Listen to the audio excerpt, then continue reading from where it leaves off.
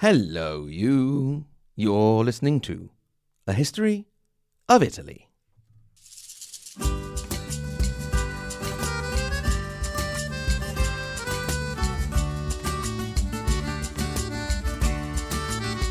Episode 193, Leonardo Da Vinci Part 3, Twilight and Legacy. E così ritorno su, lascio I colli nelle valli, tra due salici piangenti, io ritrovo la speranza di un amore che ormai fu. August is fast approaching in Italy, the month of Augustus, he who determined the Ferie Agostine, the August holidays that the Italians scrupulously respect. We this year are really excited to be heading to a wonderful villa in the hills of Umbria, the Stirling Villa, which you can have a look at and, if you so wish, book at STERLINGHE.com. You can go roaming around the hills of Umbria and Tuscany, visit wonderful places such as Siena, Assisi, and Perugia, or you can just decide to chill out at the pool or pop over to Lake Trasimeno. Whatever you decide to do, I highly recommend a stay at Stirling. That's STERLINGHE.com. See you there.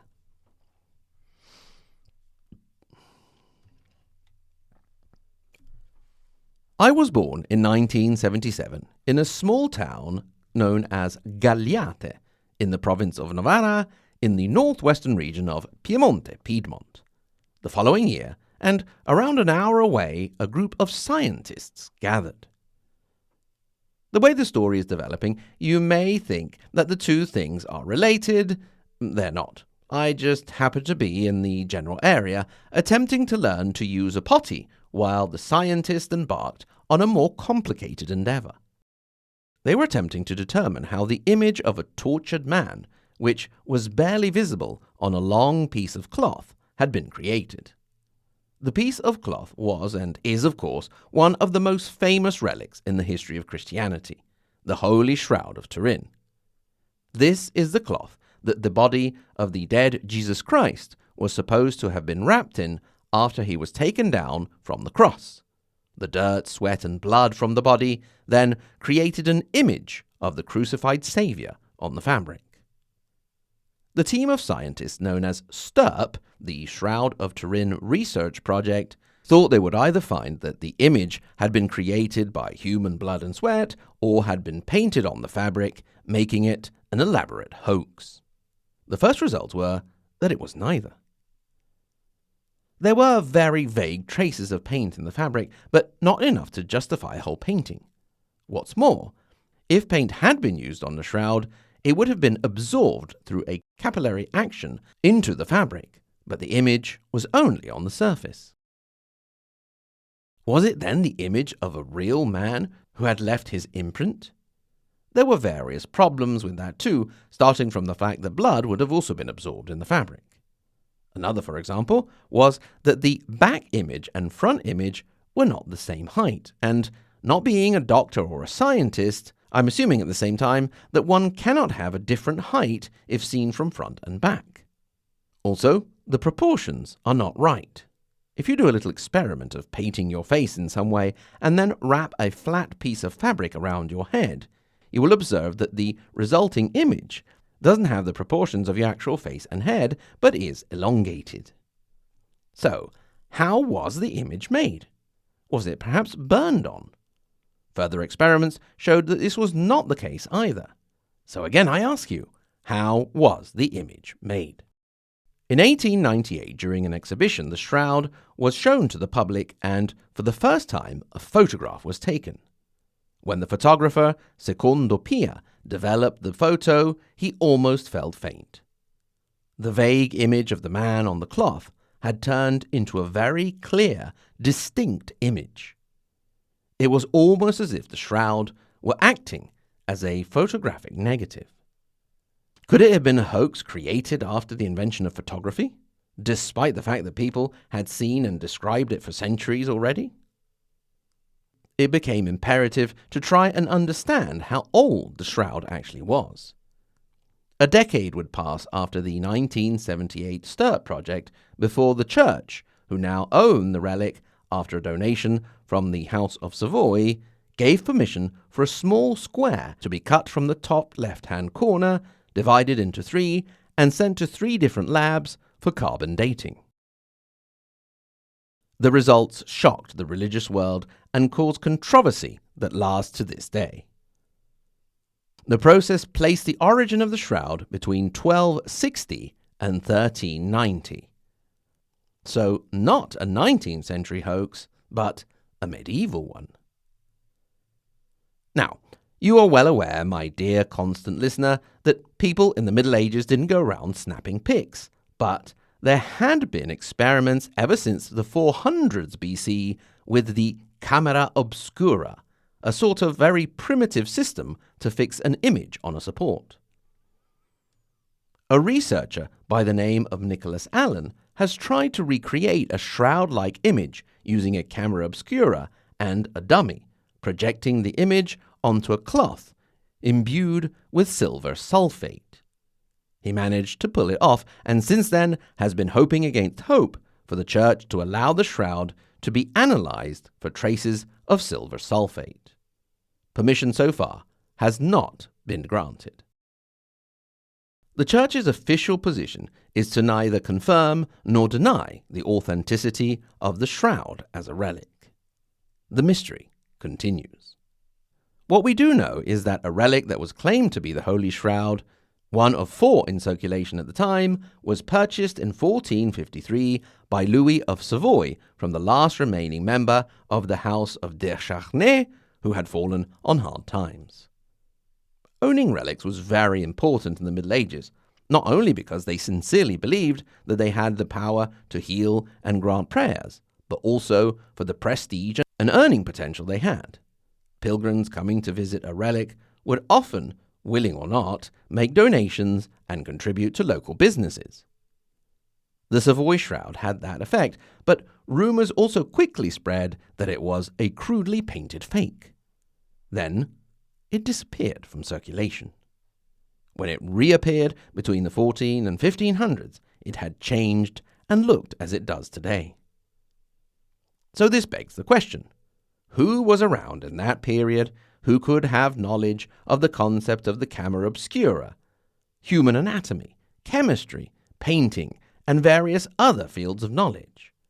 Why, of course, that brings us back to our boy, Leonardo da Vinci.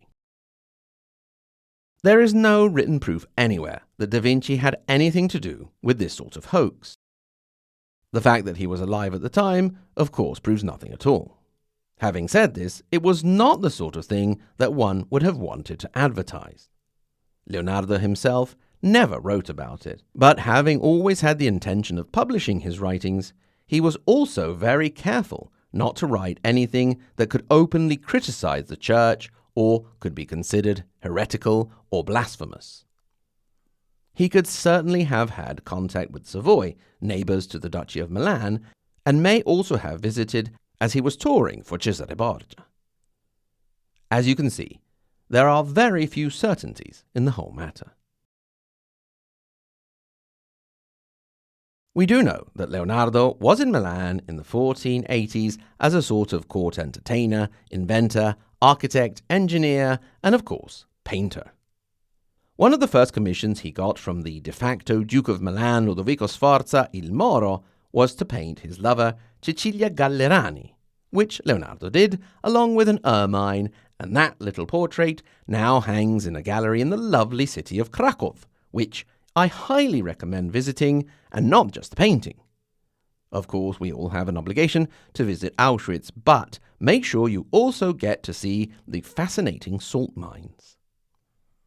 Il Moro had to get rid of Cecilia when he got married to Beatrice d'Este, but he would later take on Lucrezia Pivelli, and I only mention her because she may be, according to some, the subject of a later painting, La Belle Fernière, which is usually thought to be a lover of the French king. Leonardo had his workshop at the Corte Vecchia area near the Duomo and next to the Arengo, and in 1490 it became a rather more lively place with the arrival of one Gian Giacomo Caprotti, who was 10 at the time. After being hired as an errand boy, he became Leonardo's assistant, then favourite pupil, and possibly, some say, and hopefully a lot later, his lover. One thing that is certain is that he was so naughty, dishonest, and thieving that Da Vinci gave him the name Salaì, meaning devil. He soon became a significant expense to Leonardo, who nevertheless was very fond of him and tended to be amused by the boy's antics rather than angry. He would later leave property and important paintings to Caprotti in his will, although the young man would die only 5 years after his master, found dead in Milan in a pool of blood and full of bullets. You can see his cheeky smile and androgynous features in paintings such as Leonardo's John the Baptist, or possibly in The Last Supper as St. John the Apostle, or if Dan Brown is to be believed, Mary Magdalene. The year after the arrival of Salaì, and a decade after arriving in Milan, Leonardo started on the great equestrian statue of Francesco Sforza that he had promised. It was never finished. This time, however, it was not Leonardo's fault. Indeed, Il Moro diverted the tons and tons of bronze to cannons for, as we know well, 1494 saw the arrival of the French in Italy, which would change the balance of the Italian peninsula in a very definitive way. The statue was actually completed in modern times, and the 10-ton bronze statue stands today in front of the Milan Hippodrome at 7 meters, making it the largest equestrian statue in the world. It took 60 craftsmen in the late 1990s 3 years to realize Da Vinci's design. The project of the horse started up a whole new series of notebooks on animal anatomy and then human anatomy, with the artist creating drawings and manuals that would only eventually be rivaled by modern medical manuals and actual photographs. We know that Leonardo was one of the first to dissect bodies for his studies, while again, that was nothing new, as Verrocchio had done it, and so would Michelangelo. But again, Leonardo took things to a whole new level. His interest in anatomy led him to the Roman Vitruvius and the question of proportions. Once again, Leonardo took Vitruvius's calculations and indications and the drawings of Leon Battista Alberti and created one of the most iconic drawings in Western civilization. When it came time for Italy to choose the symbol that it would put on the Italian minted euros, the Vitruvian man was one of them. Leonardo managed to figure out how to fit the superimposed man in 2 positions into both a square and a circle by shifting the central point, one on the belly button and one on the little Leonardo and his 2 companions. The square represents the physical world, while the circle represents heaven. It embodies the Renaissance ideal of harmonizing art, science, and mathematics, particularly through the exploration of human proportions. Just down Da Vinci's alley with his love of mixing and crossing sciences. The face may also be a self-portrait of Leonardo. The 90s and Leonardo's time in Milan bring us full circle back to where we started in episode 191, me blubbing in front of the Last Supper. Indeed, it was 1995 when Leonardo received the commission to decorate the wall of the refectory in the monastery of Santa Maria delle Grazie. He almost didn't finish that either, but Ludovico il Moro intervened and convinced the artist to get it done, giving him a vineyard as a production bonus. This would later be inherited by Gian Giacomo Caprotti with the house that was found on it. We know very well that Milan fell to the French in 1499 and Leonardo decided to get out of Dodge and headed to Rome. That is why, as well as in Florence, Vinci and Milan, you can find a Da Vinci museum in Rome in Via della Conciliazione. He then hooked up with Cesare Borgia, for whom he worked as a military engineer, architect, and cartographer, where he also introduced revolutionary developments with regard to perspectives and transparencies. He must have been one of those really annoying people who are good at absolutely everything, like my friend Stefano, who will beat you at a game or sport that you have only just taught him. After leaving Rome, Leonardo almost ended up in Venice, which would have been quite interesting, considering it was one of the richest places in the world. He had already started designs for land defences against the Turks. He must have felt a little homesick, however, and headed back to Florence. It was getting a little bit crowded with artistic genius, with Michelangelo returning in 1501 and Raphael in 1504. It is estimated that around 1503, Leonardo started on a little doodle known in Italian as La Gioconda, and now sits in a little museum in Paris. The painting is known to the world, of course, as Mona Lisa. This comes from Monna Lisa, which in turn comes from Madonna Lisa, meaning My Lady Lisa. The Lisa in question may have been Elisa Gherardini, wife of Francesco da Giocondo, hence the Gioconda. Another possible model is the Margravine of Mantua, Isabella d'Este, and that's not all. Ever since, the artist and biographer Giorgio Vasari described as the Mona Lisa what may have been a different painting. Anyway, we won't go down that rabbit hole. While Da Vinci was in Florence in 1504, his father died, and Leonardo discovered that he had been left nothing and started legal proceedings, more out of principle than any need or desire for money. After another unfinished painting, the Battle of Anghieri, Leonardo tried another stint in Milan from 1509 to 1513 and then headed back to Florence again. But by that time, Florence was all about the fast-rising star of Raphael, and there seemed to be no room for two geniuses in town. In 1515, he met what would be his first and last full-time patron, King Francis I of France, who was a major Da Vinci fan. At the age of 64, Leonardo headed to Amboise, near Lyon, very close to the royal residence. He was granted a generous pension. He was named first painter and architect to the court and awarded every honor. But best of all, he didn't actually receive any commission, but was free to do more or less what he wanted, which is exactly what Leonardo wanted, to do what he wanted without limitations. What more could one wish for when they retire? He did actually get some stuff done. Shows for celebrations, such as the King's daughter's wedding in 1518, as well as a project for the draining of areas around the Loire River. On the 23rd of April, 1519, Leonardo da Vinci made out his will, and then, on the 2nd of May, he died. He was buried in France, but his body was lost during the wars of religion that would ensue after the Protestant Reform. Leonardo wanted to be remembered as a scholar and writer, and spent the last part of his life trying to pull all his notebooks and writings in order. It was too big an endeavor to undertake. Who knows if he died with a sense of failure, or he died content. I don't know if there's an afterlife, and if there is, I don't know if there is any perception from the afterlife of what goes on in our world. But you can bet that, if there is, the guy must be quite content with how he is remembered. A truly universal genius that transcends time and borders, as well, of course, as a Ninja Turtle.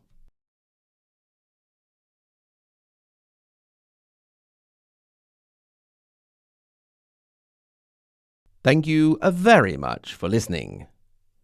Remember, A History of Italy is a Sentire Media podcast, written and hosted by me, Mike Corradi, and produced by my wonderful, wonderful Patreon supporters, whom I'd like to thank, starting from the first half of the Margherita Hack and Galileo Galilei level, and they are Alison H., Annie, Aurora T., Benjamin W., Karsten, Catherine C., C. Lane, Cindy M., Chris H., Cospia Fanboy, David M., Dean V., Demetrio M., Dennis K., Dennis S., Dominique T., Edward J., Edward S., Emily B., Eric W., Gabrielle S., Gunnar, Heather M., Ignazio, Il Valentino, Jane T., and Jeff M.